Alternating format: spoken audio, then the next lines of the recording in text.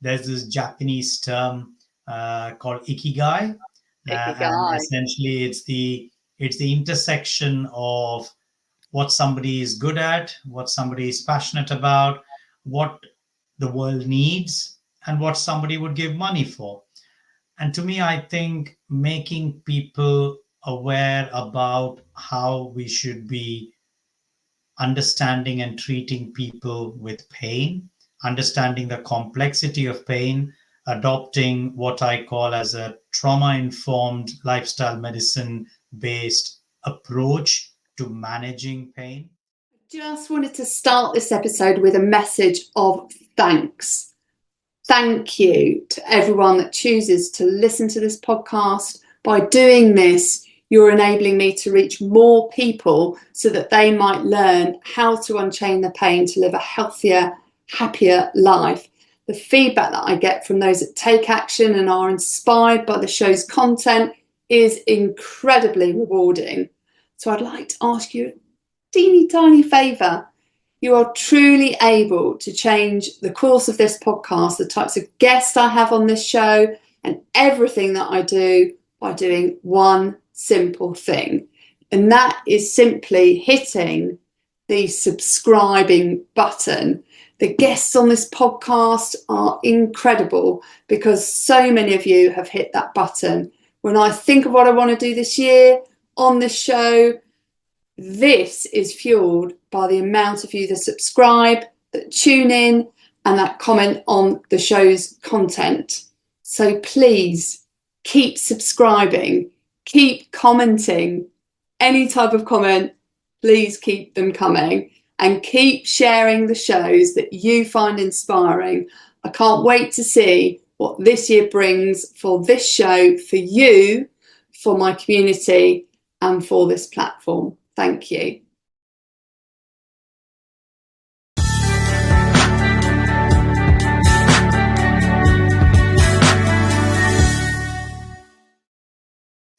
Welcome to the show, Brain Health, Unchaining Your Pain. I am really excited for this conversation for so many reasons, and I'm joined by the wonderful Dr. Deepak Ravindran. Welcome to the show. Thank you so much, Dr. Ruth, for having me on your show. It's great to be on it today. You're most welcome. And how am I best to address you on this show? Because we didn't talk about this before we started. Deepak is absolutely fine, Ruth. Lovely. So for those that don't know Deepak, he is the UK's go-to doctor in pain management. He's one of the few consultants in the UK who possesses triple certification in lifestyle medicine, musculoskeletal medicine and pain medicine. He's been an NHS consultant in pain medicine for 14 years and has practiced pain management for more than 20 years. And he's also currently the honorary professor at Deeside University. And I know we met through the UK and International Health Coaching Association chronic pain webinar recently, which was super insightful. And I have a huge interest in this, A, because my physiotherapist is really interested in the approach that I take, and B, I'm super curious about the approach that you take and the approach that we need to start taking generally in helping people with chronic pain. But before we dive into that conversation, I would love to know what you are passionate about in life right now. Thank you so much for the introduction. It's almost as if I gave that to you. My passion right now and for the last few years, in some ways, there's this Japanese term called ikigai. And essentially it's the intersection of what somebody is good at, what somebody is passionate about, what the world needs, and what somebody would give money for. And to me, I think making people aware about how we should be understanding and treating people with pain, understanding the complexity of pain, adopting what I call as a trauma-informed lifestyle medicine-based approach to managing pain. That is what I'm most passionate about in talking about it, in disseminating to the wider public, in helping teach it to my patients, to my clinical colleagues, to juniors. and taking it almost at a public health level. And sort of that is my North Star that guides all of my actions. Mm-hmm. And it's kind of on a philosophical foundation of understanding that I'm living and part of a complex adaptive system. So, how do I make sense of the complexity so that I can take the right decisions towards enabling my North Star? That is my passion. Wow, that's amazing. And I have a lot of synergy with your North Star. How did you discover your North Star in the first place? What led you to where you are today? What was your journey? So, I've been trained in two continents. So I trained in anesthesia and pain management as my postgraduate degree after finishing my undergraduate medical degree in India. I did my sort of first postgraduate degree in critical care anesthesia in India in a tertiary institute there. And then to sort of further my interest in pain management, I came here, sort of did my anesthesia and pain management training in Oxford and in London, and kind of things went along. I love the quality of life. I love my time here in the UK. So I've settled here, been a consultant in Reading for 14 years until I just sort of finished my job last Mhm. month in July 2024. But even within that first 5 to 6 years as a consultant in pain management in the NHS, working in one of the biggest district general hospitals in the UK, my realization was that whatever I learned about pain in my medical school, in my postgraduate, in my fellowship, and then what I was practicing was only helping in one third of the patients that were coming to the pain clinic. The skills that I had been given, which is of knowing how to prescribe and safely prescribe strong medication, and the ability to inject and block many nerves, are only helpful for a select number of patients at a select time in their life. And the right kind of patient is the one who would respond to it. For Mhm. more than 60-70% of patients, that was not enough. And I realized I did not have the tools to really support 70% of those patients.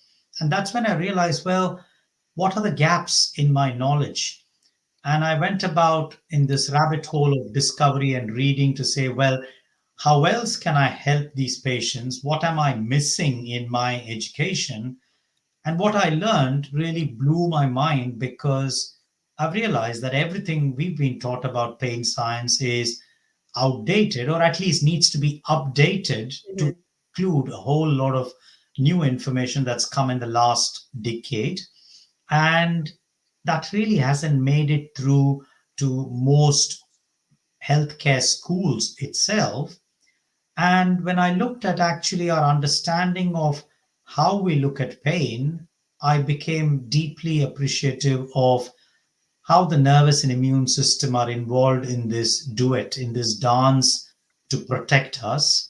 And part of this dance is actually an awareness of the complexity of pain and the ecosystem and the social determinants of health and the various traumas or threats that the nervous and immune system faces. So on one hand, I understood the importance of trauma and all its various facets on how it can threaten the nervous and immune system.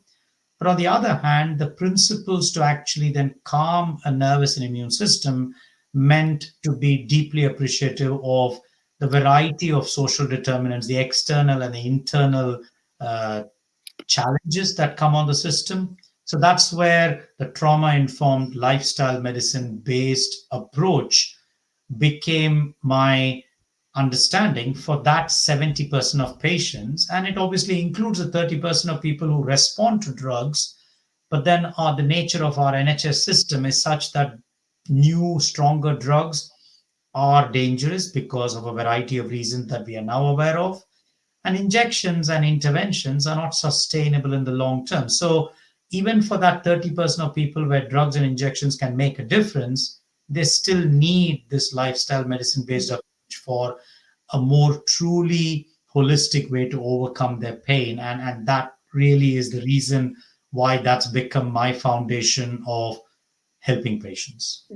I think it's so important. I'd love to unpack that a little bit if you don't mind. But I think the first thing is if you could tell the listeners or the viewers what the definition of pain is, how would you define pain in the first instance? Because I know that we often just focus on physical pain, and that's the primary focus of treatment. But how would you define pain? What would your definition of pain be?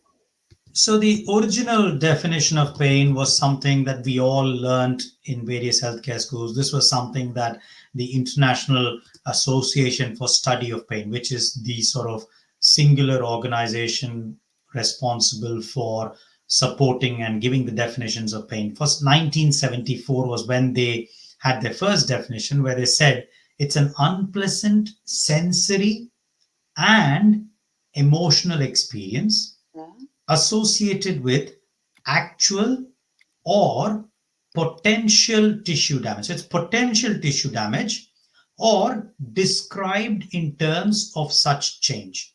For 50 years, that definition has kind of stood sort of the test of time, to the extent that in 2020, they went back to look at the definition and they said, well, you know what?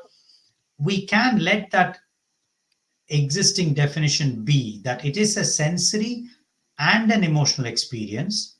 But what we need to now do is actually say, what are the qualifying statements? And to me, they have 6 statements that they have issued alongside the original definition. And to me, those 6 statements, of which I won't go into more detail, but the second statement and the third statement is what I'm going to probably give for your listeners, is they talk about this saying pain and nociception are not the same. So that's statement number 2.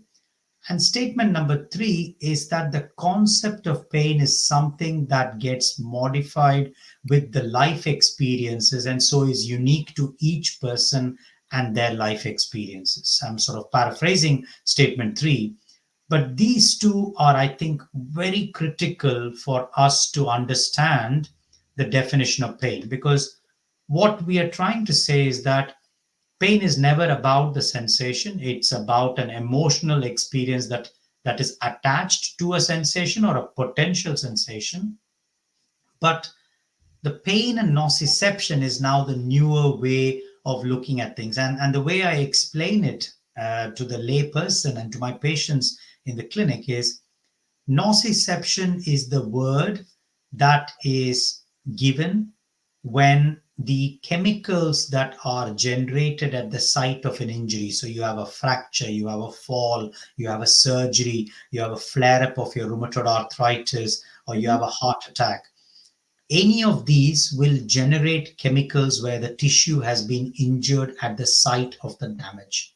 Those chemicals, or it can be heat, or it can be pressure, they will be converted into electrical signals. That process of conversion of those signals into electrical signals is what is called nociception. Now, nociception is then got that signal has to travel through the nervous system to the brain, where the brain is now acting like a prediction machine. It's trying to process that incoming signal. It is comparing it to whatever else it has had throughout its life experiences. It has already got a prediction in advance of saying, for this context, in this situation, this is what I responded to the last time in order to protect this person. And it makes a decision to say, do I need to protect?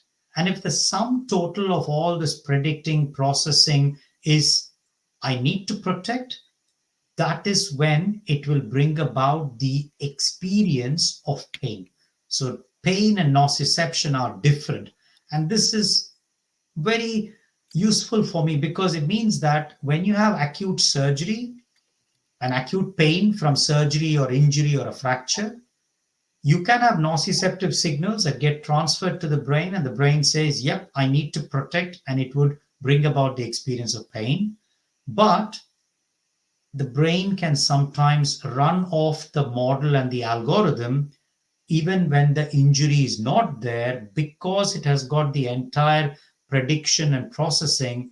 It can still run off a state of threat from outside or inside. It can be an emotional experience, it can be a thought, it can be a distant thought like trauma in the past, it can be something you ate from inside which provokes the immune system. But as long as it reaches the brain and the processing and prediction, and it says, this is what the context feels like, this is what I did, I'm going to bring about the experience of pain to protect. That is how you can get pain sometimes, even when the tissue is not damaged, or the scans don't show any evidence of damage, or there isn't any evidence of injury. You can still experience pain. That's how we define pain now, and we think about pain. And in this context now, the definition has included. So we had this one word called nociceptive pain, which is when you have injury. Then Mhm. you had another kind of pain called neuropathic pain, which is when the nerves are actually damaged. So, like diabetes or MS or stroke or Parkinsonism. But now we realize, like I've told you, there is this third category where you can have pain, but you don't have any injury at all. And so, this kind of pain is now called nociplastic pain. Sometimes it's called neuroplastic pain. Sometimes it's called central sensitization. There are a few interchangeable terms, and researchers might get very twitchy about the clear research based definition for these terms. But in clinical practice, I broadly use them interchangeably to indicate that the nervous and immune system have become oversensitized because they are perceiving threat from somewhere. Mhm. I think that's fascinating. Thank you for sharing that, because all of those pain descriptions and definitions are relevant for a person that is experiencing pain, because sometimes if we don't see it, we diminish it. We can Absolutely. diminish it to a certain extent, and so I think the fact that we recognise that it's our perception of something that has happened or could happen is actually a valid pain, a root cause of pain, and it doesn't have to be evidential in that moment that there is something wrong with your tissue, as you described initially, but it's encoded in your mind because of your previous history of what we often term as trauma of some Yeah. degree or another, which is amazing. And I'd love to dive into that now in terms of the trauma element, because I think this is really foundational, isn't it, to your approach that you're now taking, and then this is what I'm really passionate about myself too, is unraveling the origins of the trauma that result in people experiencing the pain, and then working out how to unchain it. So Yeah. could you tell us how the approach that you now take? Maybe we delve into your book a little bit, to help people understand the root cause of their pain, which I don't think medicine does enough of at the moment. And please tell me more, because I'm just speaking openly about this. But how we need to shift our mindset in the context of treatment into a much broader lifestyle approach that you take in the context of pain management and into Nigel. trauma. Thank you for that question, Ruth. And I think it's quite important for me to sort of at the outset itself specify that pain is very complex. And what I've learned is to be very humble and to stay curious, because there are so many ways of untangling or getting ourselves more entangled the more we try to understand pain. And I've become much more cautious in trying to be too reductive about it. Mm-hmm. So there is some level of me saying I can get reductive, and I can adopt a stance wherein I can dissect down and say these are all the reasons that could be contributing, or I can stay a little bit more 30,000 foot bird's eye view and actually say there are so many of these factors there. What is the best and the safest thing to do for that patient at that point of time, in that life state they are in that context? And the next best right thing sometimes is the thing that I go for. And that broader 30,000 foot view is the lifestyle medicine, whole person based approach, which takes into account meet the patient where they are, understand what their barriers and challenges and beliefs are, and to work with it to say what is the next best thing that they would like for themselves in that movement and in that moment, and to say, well, how can I help you move to the next place that looks like it's the right direction for them and for me? That is the broader view. At a microscopic level, these are the various challenges and these are the various reduction pathways. One is understanding that adversity in any form can impact on the nervous system and the immune system at any age. And that adversity can be in childhood, which is the adverse childhood experiences and the data around that, which many people are now aware. And what you are absolutely right, what secondary care and what healthcare needs to be aware that people automatically make the biased assumption that, oh, if somebody has had got adversity, then that would explain their mental health problems, or trauma is a mental health issue. But there is enough evidence now, statistically and clinically significant evidence, that people who have had adversity or struggling with PTSD will not only have mental health issues, but will have physical health issues, liver problems, cardiac disorders, autoimmune conditions, cancer related issues, COPD and pulmonary issues, brain health issues. All of these organic so-called structural conditions are also significantly accelerated or sometimes associated very significantly when people have experienced adversity either in childhood or in adulthood. And this is an association that you can get biological about. There's evidence to say that when you have persistent, intense traumatic stress, the cortisol systems and the hormone systems of a person does not behave efficiently and optimally. So their HPA axis, the hypothalamic pituitary adrenal axis, which is responsible for the cortisol, the adrenaline, the flight and fight system, that goes out of kilter and never gets coming back to an equilibrium. You have changes in how some genes are expressed. So the epigenetics can change, and that has been noted to have a problem. You have changes in the genes, the tips of the genes themselves, the telomeres, they get shortened, and that can cause premature aging and related problems there. So each of these, there are changes in the microbiome, so the gut bacteria diversity changes, so that impacts how the immune system develops and the nervous system develops and the synapses change. So these are all very biological, reductive like cellular processes that have been shown to have evidence when you have trauma. And then, of course, we've got the so-called psychological things like fear avoidance or hypervigilance. These are all psychological constructs. But my view is that ultimately there is a change in the signaling that's happening at a cellular level, even in those places, which I might totally be, agree. which would be what we call psychology is still altered neurobiology. And if you think about the work of people like Carl Friston, who talks about this free energy principle or active inference and encoding and predictive processing. I'm taking it to a slightly different level for your listeners, so apologies in advance. But when you look at all these things, you can get very split and actually say there must be one way to, do something about the genes or do something about the hormones, or let's go for the epigenetics, let's do one kind of trauma process there.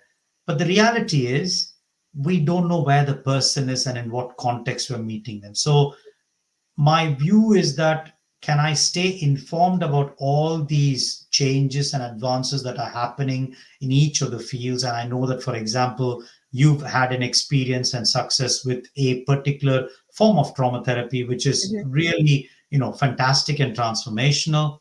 And there may be other things that I hear from my patients of what has been transformational for them in their journey, but I don't know which one has got the best chance of success when somebody sits in front of me in the clinic, because I don't know their life context. I don't know their Welsh word, their Canavan, their habitat.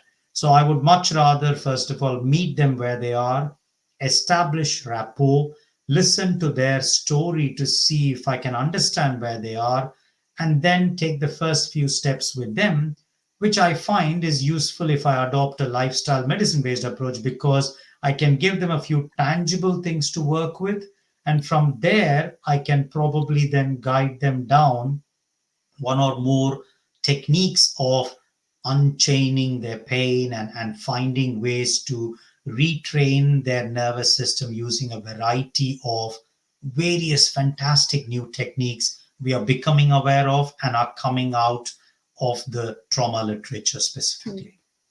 No, I love that. And I love that you mentioned that, the importance of cellular communication and cellular connection, because I think when you first talked about it, we talked about the damage to tissue, but ultimately it's the damage to the cellular communication networks that make up the tissue. Yeah, I mean, one thing I forgot to mention is actually this interest in mitochondria. Within the cell, the particular thing is the energy factories. Yeah, absolutely. And then, as we know from your experience with COVID, that it all starts in the mitochondria when we experience ill health from COVID infection. It's when our mitochondria get disrupted, and that communication network starts to break down, and we can't generate the energy that we need, that we start experiencing all of these health conditions. And it will depend on this, where that particular disruption has occurred will depend on what condition you tend to end up with. And I'm not going to go into all of that because that's not what this conversation is about. But ultimately, I think it's really important that we recognize that it, as you mentioned earlier, it's this dance between the chemicals that we have in our cells and how those chemicals communicate those electrical signals, and whether that communication is working in a way that is serving us to protect us, or if it's actually on overdrive, like we have in the HPA axis, and therefore creating this pain loop that perhaps we have the opportunity to intervene with and to ultimately break, so that we can unchain it.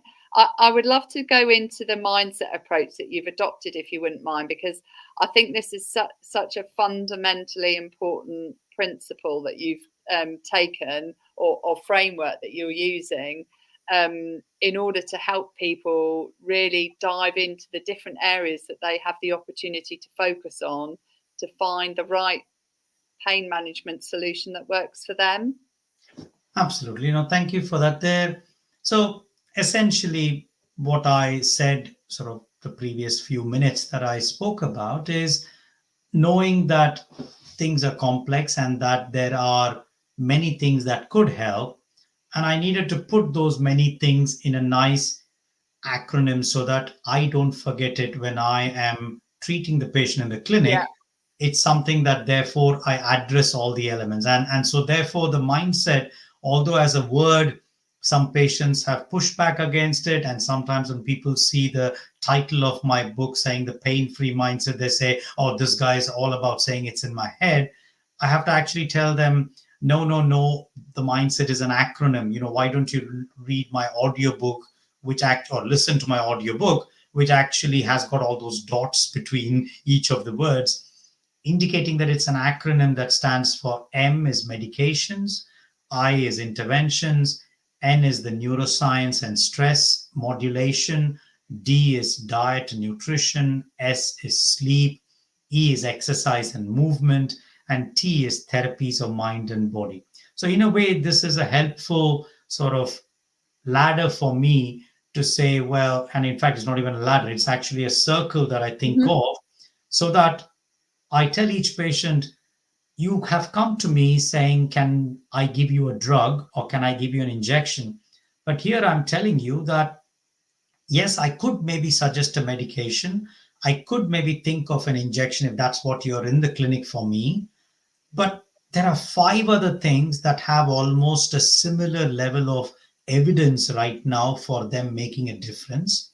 And if your pain is one where the nervous and immune system is hypersensitive, nociplastic or neuroplastic pain, then there's every chance that these five things are actually much more important and more critical in helping overcome your pain rather than medications or interventions, because there the risk benefit ratios don't add up at all. And so for me, it's about saying for every person's pain, there's a combination of whether it's nociplastic and nociceptive, or maybe it's a mix of all three. So I don't need to throw out the baby with the bathwater. Maybe there's a role for some medication or an injection in somebody, but can you do the critical lifestyle elements of it? Can you think about the neuroscience of the brain and the nervous system and modify the stressors that you may have? Can you think about improving your diet and nutrition? Can you think about optimizing your sleep? Can you think about some movement based strategy? It doesn't have to be an exercise, some movement that the brain and the nervous system feels safe in doing. And can you think of a mind body technique that is unifying in reassuring the nervous and immune system of safety? And that can be a variety of things. In the book I reviewed at the time of writing the book 2021 about 30 evidence-based studies of what we think of as adjunctive therapies, but whether it's yoga, whether it's Pilates, whether it's other, cold water based techniques, whether it is some form of trauma based technique, pain reprocessing therapy, Mhm. emotional awareness and expression therapy, or CBT and ACT. But all of these behavior therapies are all ways of changing how the thoughts and the actions of the nervous system are in response to a particular feeling or emotion. And I think talking about it, being open about it, being explicit about it, and addressing it and becoming and making it part of a treatment plan where we pay equal attention to each. And I believe it's my role as a medical physician to bring it up. If I just give them the drug and the injection, and then 2 minutes before they're about to leave the room, I'll say, oh, you should exercise and sleep better, then that's an afterthought. And the Yeah. patient implicitly will recognize, oh, the doctor doesn't think that's important. He just told it to me in the last 2 minutes. So maybe I just focus on the drug and the injection. And so that's why I kind of, all the social media work that I'm doing, all the podcasts that I'm doing, like I'm talking to you now, is to say I give equal importance to all of those things as well. And that is as critical alongside my discussions around drugs and interventions. And it is my responsibility to big them up and to talk equally about all of them and to be aware of all of them so that I can have that informed discussion with my patients, because they then feel, well, if the doctors mentioned about it and encouraged me to do it, then it must have some bigger role than just as an afterthought. So that's Yeah. where I view my role as the whole mindset approach, and why that integrative approach is critical to overcoming pain. I love that you do that, because so many people who go to see a medical professional don't even get the mention of diet or sleep or exercise, and the first port of call is medication, and there isn't any conversation. There is no conversation about other approaches that they could take that could be equally, if not more important than the medication that is being prescribed.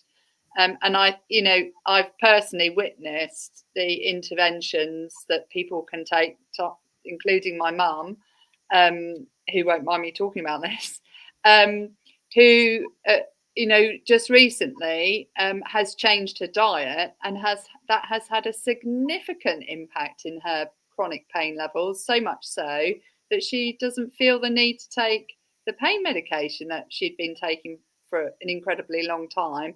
And unfortunately, it took a medical diagnosis that was completely different for her to make the dietary changes that I've always been talking about. But having made those changes, the impact on her overall health and well-being has been phenomenal for somebody who's been in such chronic pain.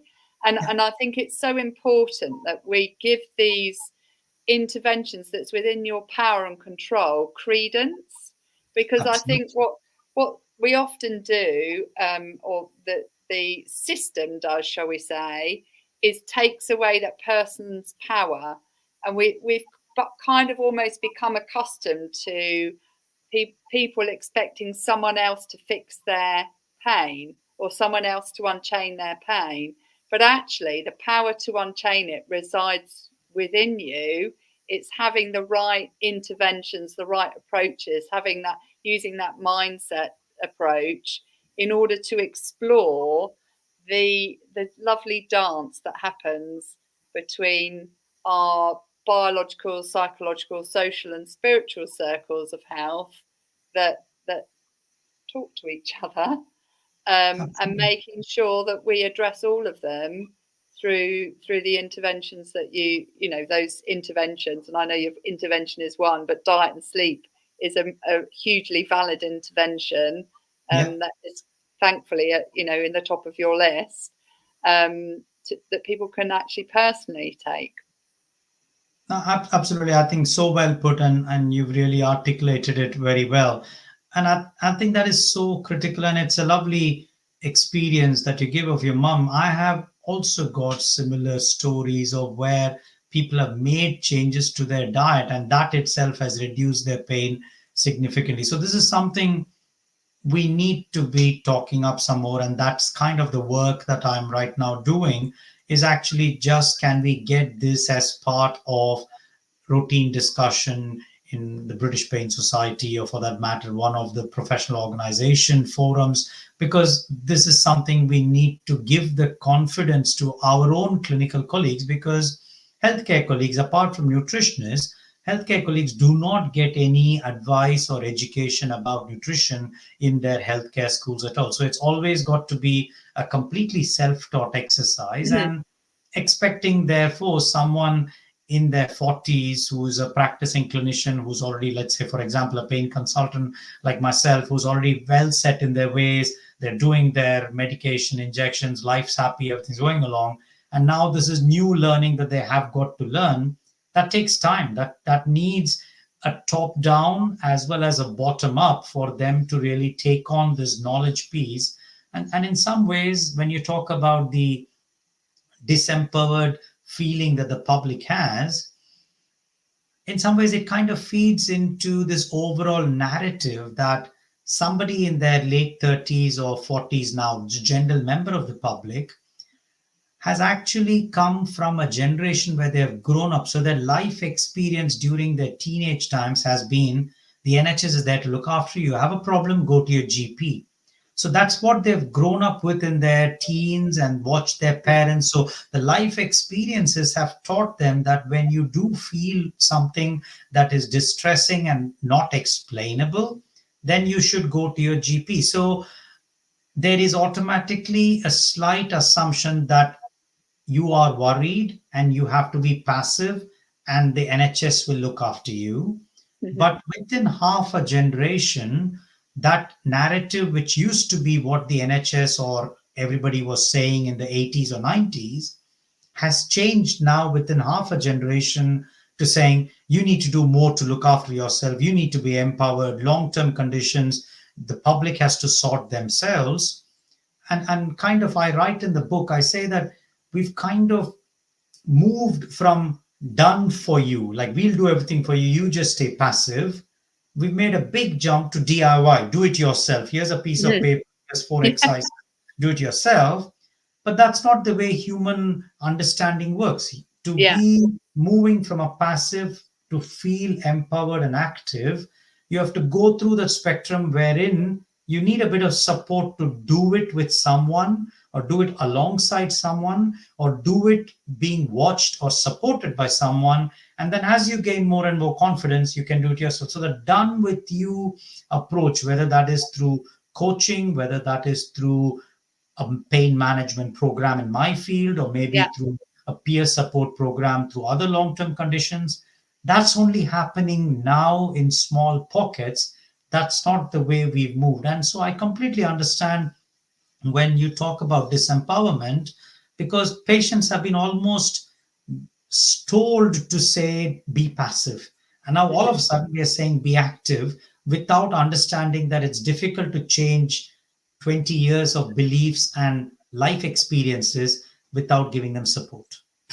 I know, I completely agree. And that this context of social support is so important, because you can't just go on that journey by yourself.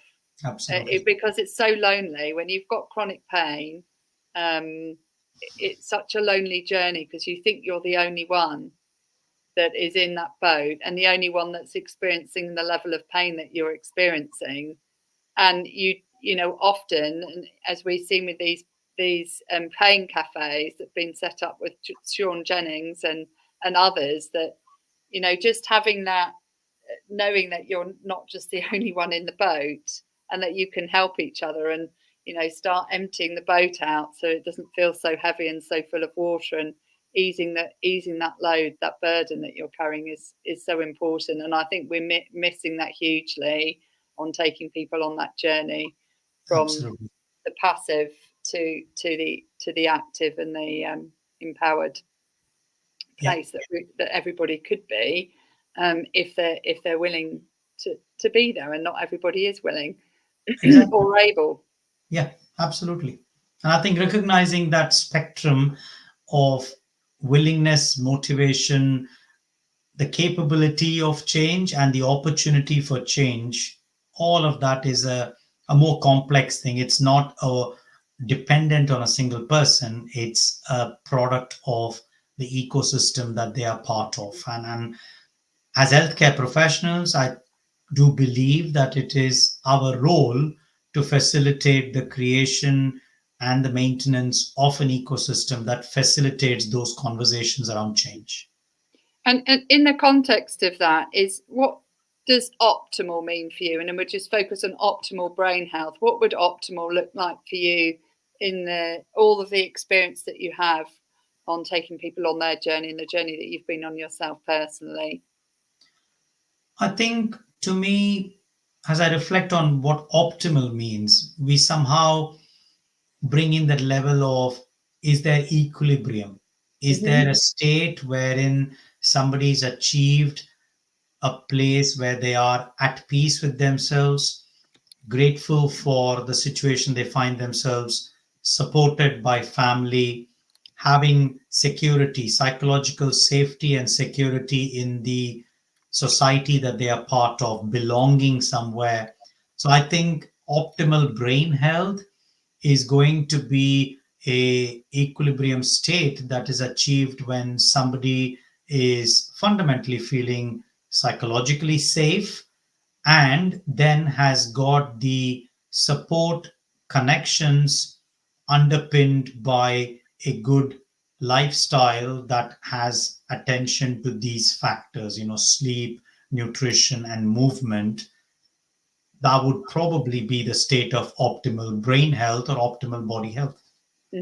And I think that's so important. And the fact that you mentioned connection, because we talked about that at a cellular level, and now we're talking about it at a macro level, the importance of connecting with others and having that social network, in whatever form it may take, that makes you feel psychologically safe and secure and able to feel at peace and supported, as you said. And I think we have a huge gap in that space. So I'd love to kind of explore what you, and I know you've mentioned some of this, is what does the future look like? What do we need to do more of to help people with their chronic pain or with the pain that they're experiencing through this lifestyle medicine approach in order to bring that optimal health to them, where they do feel, at equilibrium, at peace, supported, safe, and secure in society.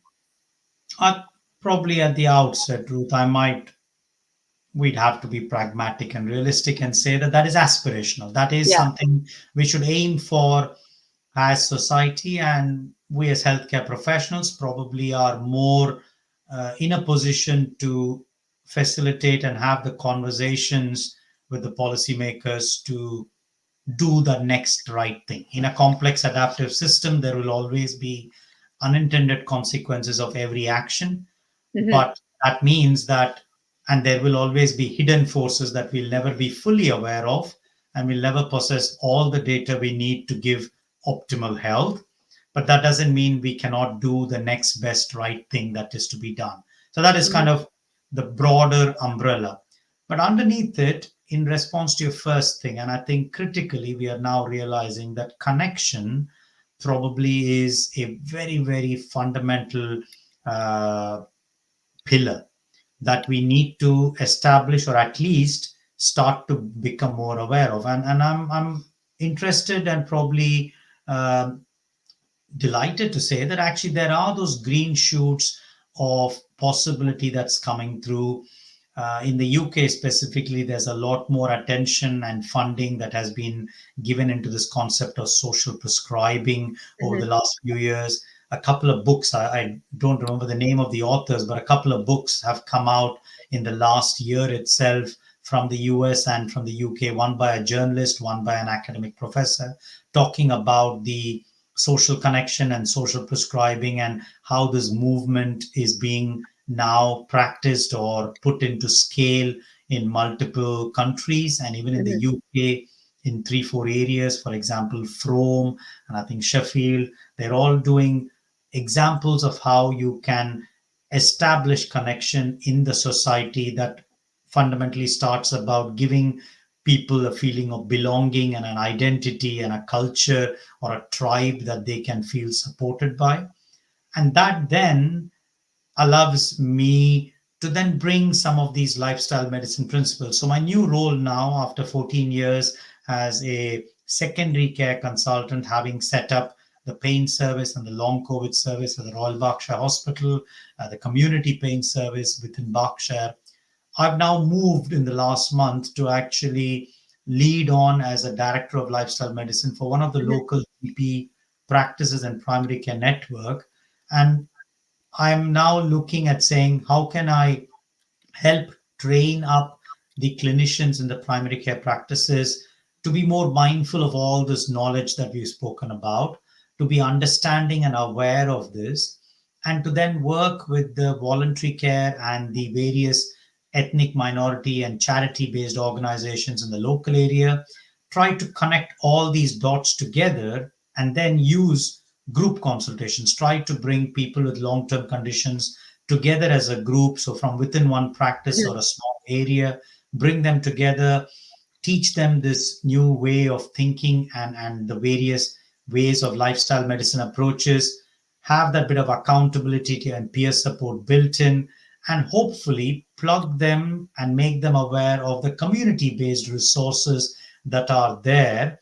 And I think this is where, a book called, I think, Action-Based Community Design, ABCD, which has come from somebody in the UK. I forget the name of the authors. But these are all opportunities to strengthen the communities that people are living in, change the ecosystem, and then try to keep healthcare and social happening within that part. And I know that this kind of approach is being done in small scale, in small places and small pockets like this across different parts of the UK and probably in the US.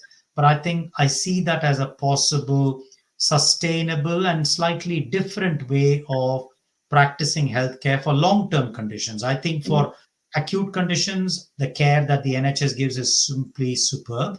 But I think long-term conditions, this feels intuitively to me a better way of doing it, because it brings these two elements of connection and lifestyle medicine together in one package.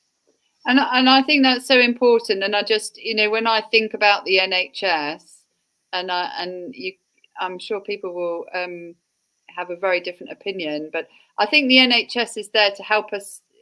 It's kind of like it's the base level of care to help you survive, to get you over that very difficult piece in your life. It was very much primarily focused on if you had a immediate health issue, it was there to fix it, but then its job ends almost, or that's what the initial approach of the NHS was. You find a problem, you fix it, and then you go back home. It is not a service that is designed to move you from survive to thrive, because that's not how it was made up. And I would welcome your thoughts on this. It's just my personal view, but I think we need to create an ecosystem that allows people to shift from the basic level of care that is absolutely fundamental and necessary to a community-based approach of care and support, not just care, that moves people up the Maslow's hierarchy of needs to a place that allows them to get back into working, because we have all of the knock-on impacts for those that people that can't actually function and work because of the chronic pain that they might be in for whatever reason, and re-establish them back into society in a place that really helps them thrive versus a place where they might actually currently be, which is a surviving place. Yeah, no, absolutely. I think you've said it very right, and that is a challenge. I think the NHS's desire is always been there to help people throughout their life journey, but the pressure on the system has become unsustainable.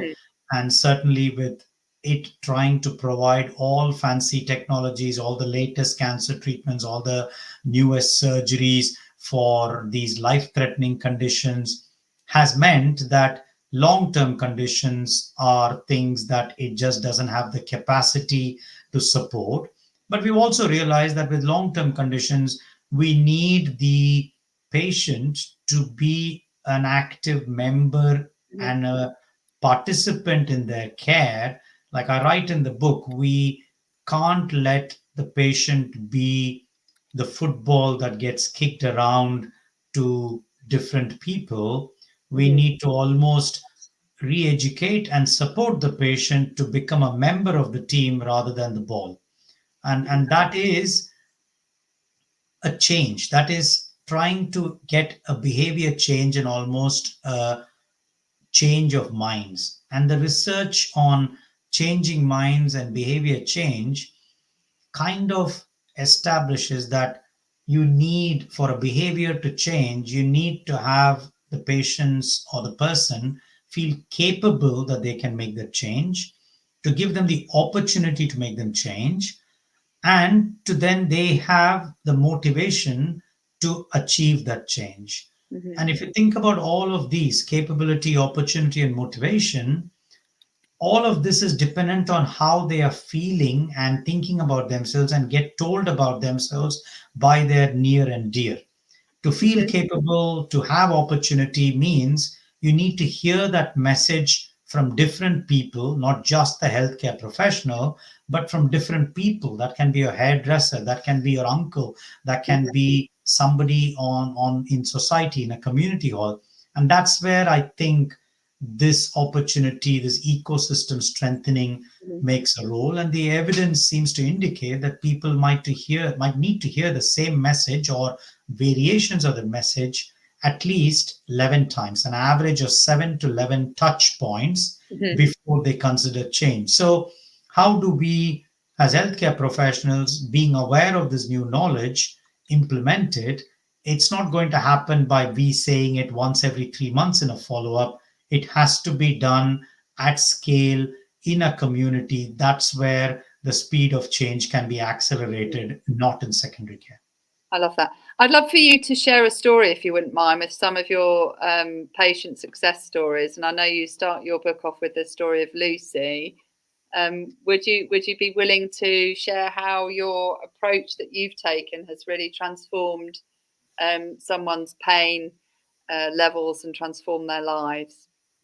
Well, Lucy wouldn't mind. Actually, she herself has gone on social media to sometimes talk about her journey and where she's now. So it would be a good example to go, Mhm. and it would be definitely an enduring. So Lucy came to me. She was a lady, still she's in her mid 20s, but at that time, early 20s, before the pandemic. She came in as a private patient, came in literally bed bound Wow. and couldn't sit down for the chair for more than a minute, had to lie down in the consulting room with her parents for the first time when she came in.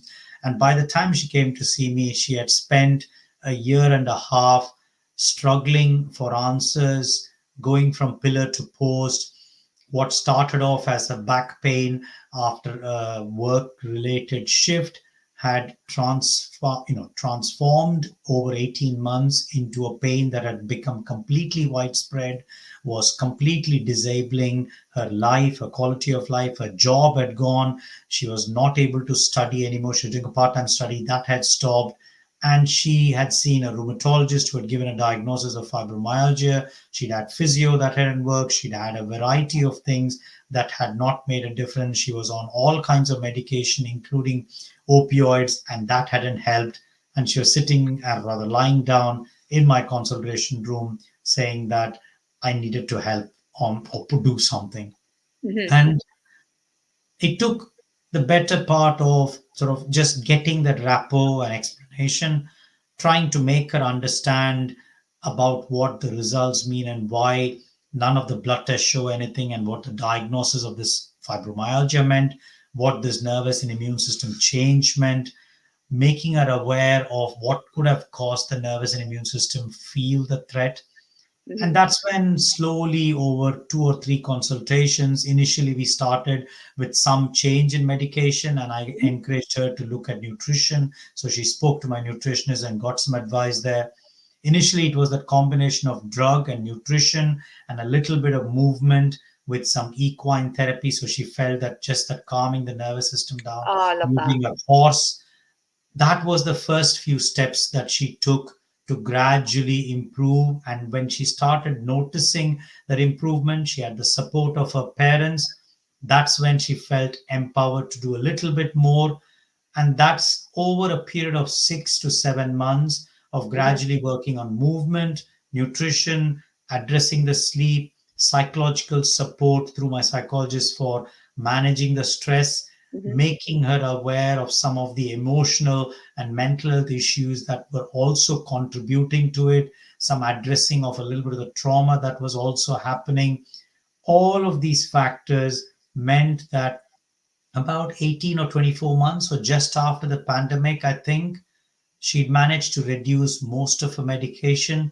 She'd now felt good enough to go back, and over time, she'd taken up 2 jobs and was able to study in the evening and started improving her mobility to the extent that she felt capable enough to go for a 5K, to a 10K, to a Wow. half marathon. And in 2023, she did the London Marathon itself and completed it. And even now, I think a few months ago, when I spoke to her, she asked for a little bit of advice around medication. So she's not pain free, but what she now has is a toolkit of a variety of lifestyle medicine based strategies. She's got a good nutritional strategy. She's got a good sleep session there. She knows how to pace herself and know when she has a stressful days, how to manage it better. She ensures that she does what she does to look after herself. She uses mind body techniques. She has Mhm. a horse that she still goes to support and look after. And she has a supportive partner about to get married, still got Wow. supportive parents, a good work related boss who supports her need to pace and take activities. And I think all of this makes a big difference. And that is what I mean as an integrative approach to managing herself. Mhm.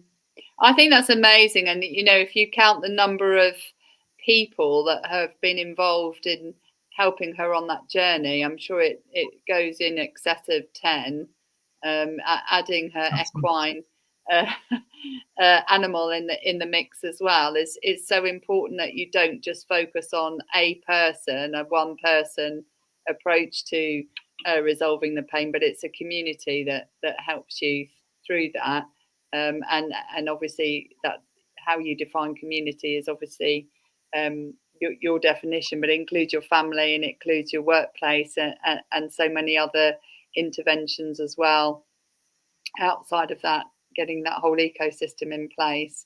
I think, you know, there's thousands upon thousands of Lucys out there who have, you know, no, there are, you know, who are bedbound and they can't find us. And, you know, I know of people who are in this situation and they just can't find the right approach that suits them to learn how to unchain that pain. And you know, there's so many different elements of pain that we have to unpick in order to find the solution that works for that individual's biochemistry and that individual's psychology, that individual's mindset, that individual's spirituality and the outlook on life and everything. And I think it's just so important that we take the time that you are taking to help people on that journey to rediscover there is light at the end of the tunnel, and that you can really truly unchain that pain that you're experiencing. Absolutely. And you know, in all of this, one of the things we haven't really picked on, and while the literature is there, it hasn't really come through, is the importance of what I would loosely term spirituality. You know, there is that really presence, or that something that is still intangible, depending on where you come from, whether it's an Eastern philosophy or whether you're coming from the psychedelic approaches, whether you're coming from mindfulness, meditation, or energy principles. We are aware that in some way we are connected, and that connection has a realm that is not possible to see, touch, or feel, yet there is a presence. And how we call that, whether that's spirituality, whether that's a higher being, whether that is religion in some purposes for some people, I think that's something we also need to tap into, harness, and use effectively. I don't think we've still understood how to go about doing it, but that is something I think we need more literature and a more actionable way to bring that into the conversation as well. Yeah, I totally agree. And I think this opportunity, you know, we're starting to see it a little bit where people find benefit in grounding themselves, going out in nature and connecting with Mother Nature and putting their feet straight on the earth to ground their energy field that we all possess, is a great start. And you don't have to have a spiritual connection in the traditional sense of the word. It may be that you feel super connected with planet Earth, and that is your higher power level of connection. And also that connection to purpose and value, what we feel is purposeful in life, what our mission is, what our beliefs are, can all be wrapped around this spirituality element that we forget about. You know, when people lose their purpose in life because of pain, that can have a huge impact on their spirituality, and that internal connection feels lost. You almost, and back to your soulmates as well, is that spiritual connection to other people that we have through, you know, if you lose somebody in life. So, for example, losing a partner, as my mother lost my dad. You know, that spiritual loss can be hugely impactful. It's not just an emotional loss. It's a true spiritual loss as well, and that has a important play in how we interpret and experience pain. Yeah, absolutely. So I would, I know we could talk about spirituality for a lot longer, and I think it's a really important topic that needs definitely more discussion. But I know we've kind of come to the end of the time here on the show. What would your one piece of advice be for anybody that is really struggling with chronic pain and feels like they've run out of options, perhaps, and can't see a way forward? I think the first and most important thing is to have hope, to understand that there are now ways to overcome the pain. And the important thing is to have that bit of support to actually understand what are the drivers for your pain, and not to feel disillusioned if you've been told there's no new drug or intervention. But there is hope. There is a way to rethink and reframe the pain differently, and that will open up a huge set of opportunities and ways to reduce that pain, improve your quality of life, get back to that purpose and values that you talked about. So that is the one singular piece. Have hope, because there is hope. Yeah, I love that. And I like to think of hope as having open possibilities every day as the acronym. And there's always open possibilities every day. So there is always a little light of hope, because if you Absolutely. haven't tried everything, and you can never try everything because there's always something else Yeah. to try that you might not have learnt about, there's Yeah. always that glimmer of hope. So I love that. Deepak, how can people get hold of you, learn more about what you do, find out about your book, and get Well, involved in the coaching and the programs that you offer? so I'm going to be there on all the social media channels. So the work that I do in terms of pain science education, people can find me on LinkedIn, on Facebook, on YouTube, and X, formerly known as Twitter, along with Instagram. So I am omni-channel, as the word goes. I have my book is available on Amazon itself, The Pain-Free Mindset, and the Audible version is there on Audible and Spotify and all major sort of audio casting platforms as well. So I'd really love for you to have a listen and give some reviews and feedback on there. Please, yeah, your listeners can contact me. Obviously, for any clinical advice, Berkshire Pain Clinic is my sort of clinical portal for any kind of pain related advice and clinical support. But for pain education, for pain science, to understand about coaching, I work with an organization called Peak Health. I'm an associate over there, and we offer this wonderful sort of digital hybrid program, Boutros Bear, a full-on evidence-based platform for pain care, a 12-week approach with coaches, physios, psychologists, all support provided on there. So those are all various ways of getting the support, but social media is where I'm at. And do check out the links that will be in the show notes, because we'll put all those links there to how to connect with Deepak, and also all of the other programs that you mentioned, the books, social media platforms. I think it's Dr Deepak Ravindran. If you type that in on social media, on any of the platforms, you will find him. It's been an absolutely fascinating conversation. I've absolutely loved connecting and talking about the importance of pain management and what we can actually do to help people in recovering from pain, using a much broader whole body approach and whole person approach to helping them unchain it. So thank you so much for sharing your wisdom. And Thank giving you, Ruth. people hope. Thank you, Ruth, for having me. It's been wonderful to chat about this, and yeah, I wish your viewers and listeners all the very best. Oh, you're most welcome. And remember, this show is all about brain health, unchaining your pain. You're not stuck with the brain you have the power to make it better. And Dr. Deepak Ravindran has kindly been here to show us how in the context of pain. Thank you.